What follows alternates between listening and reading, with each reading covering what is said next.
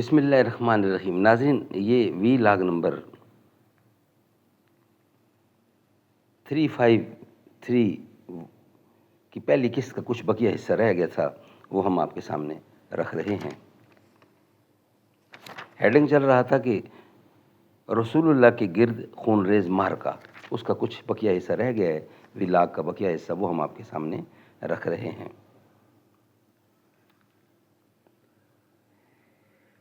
اسی حملے میں عتبہ بن ابی وقاص نے آپ کو پتھر مارا، جس سے آپ پہلو کے بل گر گئے، آپ کا دہنا نچلا ربائی دانت ٹوٹ گیا، منہ کے بل بیچوں بیچ نیچے اوپر کے دونوں دانت ثنایا کہلاتے ہیں، دو دانت ثنایا کہلاتے ہیں، اور ان کے دائیں بائیں نچلے اوپر کے ایک ایک دانت ربائی کہلاتے ہیں، جو کچلی کے نوکیلے دانت سے پہلے ہوتے ہیں۔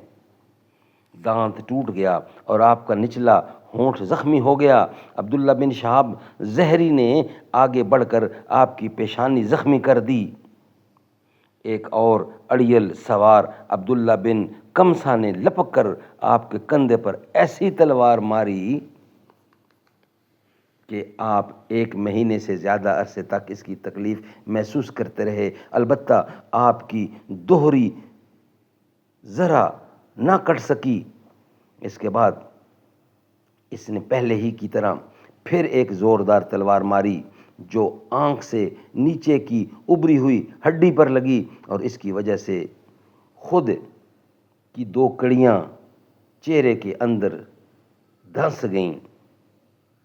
لوہے یا پتھر کی ٹوپی، جسے جنگ میں سر اور چہرے کے حفاظت کے لیے اوڑھا جاتا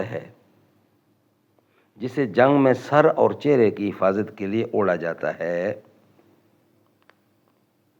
ساتھ ہی اس نے کہا، اسے لے، میں کما توڑنے والے کا بیٹا ہوں۔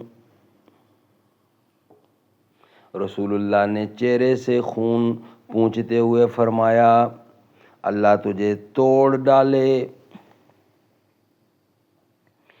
اللہ نے آپ کی یہ دعا سن لی، چنانچہ ابن عائض سے روایت ہے کہ ابن کما جنگ سے گھر واپس جانے کے بعد اپنی بکریاں دیکھنے کے لیے نکلا تو یہ بکریاں پہاڑ کی چوٹی پر ملیں۔ یہ شخص وہاں پہنچا تو ایک پہاڑی بکرے نے حملہ کر دیا اور سینگ مار مار کر پہاڑی کی بلندی سے نیچے لڑکا دیا۔ فتح الباری 7 اور 373 صفحہ۔ اور طبرانی کی روایت ہے کہ اللہ نے اس پر ایک پہاڑی بکرا مسلط کر دیا، جس نے سینگ مار مار کر اسے ٹکڑے ٹکڑے کر دیا۔ فتح الباری۔ سبحان اللہ، سبحان اللہ۔ رسول اللہ نے چہرے سے خون پونچھتے ہوئے فرمایا، اللہ تجھے توڑ ڈالے۔ صحیح بخاری میں مروی ہے کہ آپ کا ربائی دانت توڑ دیا گیا اور سر زخمی کر دیا گیا۔ اس وقت آپ اپنے چہرے سے خون پونچھتے جا رہے تھے اور کہتے جا رہے تھے، وہ قوم کیسے کامیاب ہو سکتی ہے جس نے اپنے نبی کے چہرے کو زخمی کر دیا اور اس کا دانت توڑ دیا، حالانکہ وہ انہیں اللہ کی طرف دعوت دے رہا تھا۔ اس پر اللہ عز و جل نے یہ آیت نازل فرمائی، لیس لک من الامر شیء او یتوب علیہم او یعذبہم فانہم ظالمون۔ یہ تیسری صورت ہے اور اس کی 128 نمبر آیت ہے۔ آپ کو کوئی اختیار نہیں، اللہ چاہے تو انہیں توبہ کی توفیق دے اور چاہے تو عذاب دے کہ وہ ظالم ہیں۔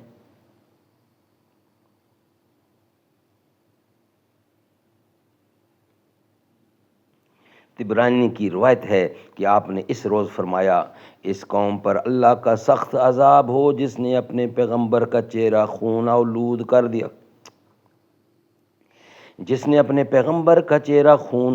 کر دیا، پھر تھوڑی دیر رک کے فرمایا، اللہم اغفر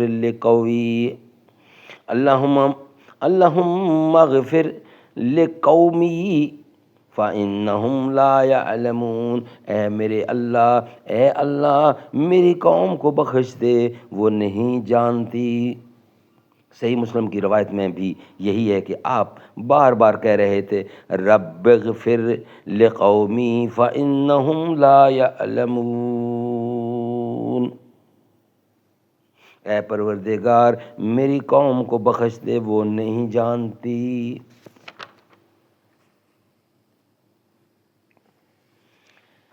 قاضی ایاز کی شفا میں یہ الفاظ ہیں، قاضی ایاز کی شفا میں یہ الفاظ ہیں، اللہم اہد قومی فإنہم لا یعلمون،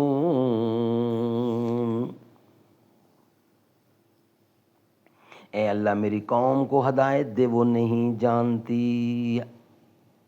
ناظرین، یہ ویلاگ یہاں ہی کمپلیٹ ہوتا ہے، اس کا بھی بقیہ حصہ ہے، وہ انشاءاللہ ہم آپ کے سامنے نیکسٹ ویلاگ کی صورت میں رکھیں گے۔ ابھی کچھ حصہ بقایا ہے، وہ انشاءاللہ پیش کریں گے، مگر نیکسٹ ویلاگ کی صورت میں۔ یہ ویلاگ ہمارا یہاں ہی کمپلیٹ ہوتا ہے۔ جب مالی اپنے گلشن میں، جب مالی اپنے گلشن میں خود ہاتھ سے آگ لگاتے ہوں، اس حال میں ہم دیوانوں سے تم کہتے ہو خاموش رہو۔ آنے والوں یہ تو بتاؤ شہر مدینہ کیسا ہے، سر ان کے قدموں میں رکھ کر جھک کے جینا کیسا ہے۔ گنبد خضرا کے سائے میں بیٹھ کے تم تو آئے ہو، اس سائے میں رب کے آگے سجدہ کرنا کیسا ہے۔ دل، آنکھیں اور روح تمہاری لگتی ہے سیراب مجھے، در پہ ان کے بیٹھ کے آب زمزم پینا کیسا ہے۔ دیوانوں آنکھوں سے تمہاری اتنا پوچھ تو لینے دو، وقت دعا روزے پہ ان کے آنسو بہانا کیسا ہے۔ وقت رخصت دل کو اپنے چھوڑ وہاں تم آئے ہو، یہ بتلاؤ عشرت ان کے در سے بچھڑنا کیسا ہے۔ آنے والوں یہ تو بتاؤ شہر مدینہ کیسا ہے۔